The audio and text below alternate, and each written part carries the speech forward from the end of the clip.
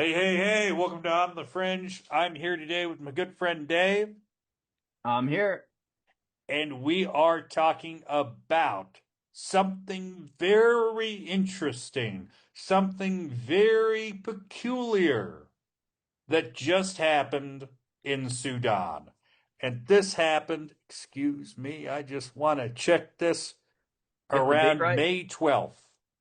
So, around May 12th, the Sudanese Armed Forces in Sudan shot down a Turkish built Bayraktar Akinci using another Bayraktar Akinci with a Eren high speed multi purpose loitering munition, i.e., an AI powered missile developed by Roketsan, also a Turkish company. And yes, this was the first drone on drone shoot down using AI. So, why is this important, Dave? Well, a couple of reasons that I can think of. Hmm. One is that you've got the same company manufacturing these drones. So you've got one company shooting down, or one company's product is being shot down by another company's product, by the same company's product. Hard for me to say. I don't know why. But essentially, two similar models made by one company. So Baykar. Bayraktar. Baykar, They're of essentially course, is the biggest, one of the biggest drone manufacturing companies in the world. It's one of the most important defense manufacturers in Turkey or in the Republic of Turkey today. it's one reason. And two, I see this as being a Merrimack and Monitor event. And How's that, Dave? in case you guys don't know what I'm talking about here, we're going to go back to the Civil War where you had the first two ironclad ships facing off. And the two ironclads changed the future of naval warfare. And I think this is going to change aerial warfare. This is the fourth podcast we've done today. My voice is getting tired and my brain is starting to rot. But I'm going to hang in there for you guys. I can get through this and I'm going to struggle and come out on top. Can I Like, jump in for a sec? absolutely. Jump right in there. So, another reason why this is kind of interesting and important is it shows how the Sudanese Air Force, but also the Ethiopian Air Force, has increasingly switched to unmanned or autonomous weapon systems in terms of how they fight aerial warfare because, as we've been talking about, they have had issues with manned aircraft, particularly in Sudan. So Sudan's had a civil war since 23. And until very recently, I would say even now, the majority of their manned aircraft are of Soviet or Chinese vintage. And I use the word vintage advisedly. These are old. These are non-Chong Q5s. These are MiG 29s. These are not cutting edge by any means. Sudan, in some cases, is the only country, or it's like them. I think with the non-Chong Q5, it's them and Burma. Like it's not good. These are old aircraft.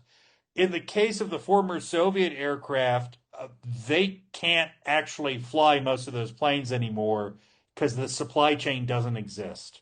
Like I said, the Civil War started in 23 between the Sudanese Armed Forces and the RSF, which they suspect that Ethiopia was intervening on behalf of the RSF. That's not proven, but there's a lot of evidence suggesting that. The issue is the Sudanese Air Force, which is part of the Sudanese Armed Forces, was dependent on a ready supply of spare parts from the Russian Federation. The Russian Federation, of course, has been at war since 2022, and they've been sanctioned. It's been very difficult to get spare replacement parts for these planes.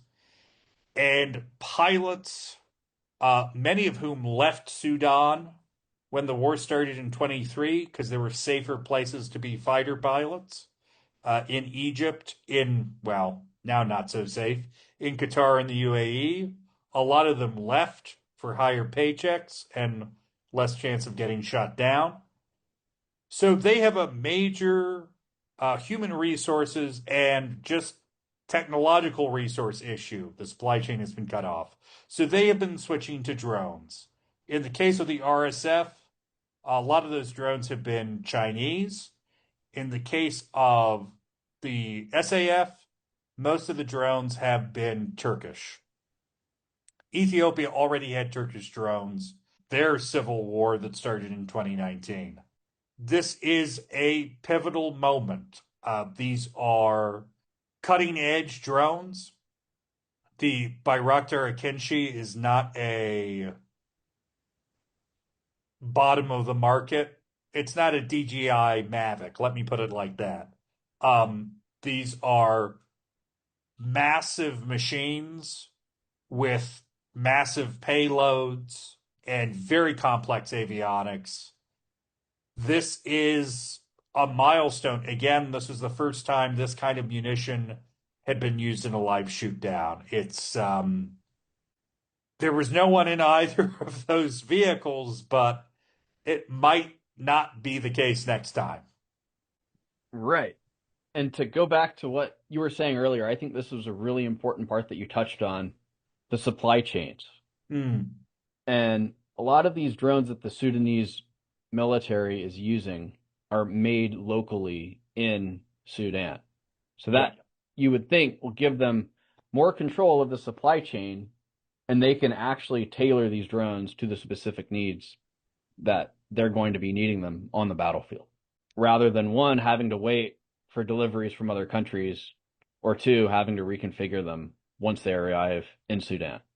And then they can train a whole entire workforce to essentially build these, and they can have a more, I would say, reliable production schedule. And with the way the world is these days, with political alliances shifting and supply chains being shut off here, there, and everywhere, it seems like that's kind of going to be the model going forward. I just don't know any other way to do it. So this is definitely a milestone. Probably not a good one, but we will be keeping an eye on this situation, and we will continue to talk about not just autonomous weapon systems and modern warfare, but also the curious situation in the Sudan. That we will. And you guys enjoyed the episode. We were very happy to have you. Please like, comment, subscribe, and do us a huge favor. Leave us a short comment on Apple Podcasts or on Spotify and give us a rating. If you enjoyed the show, it makes a huge difference to our show getting exposure with the algorithm. And with that, Gavin, I think it's time for something. You know what time it is? It's button time.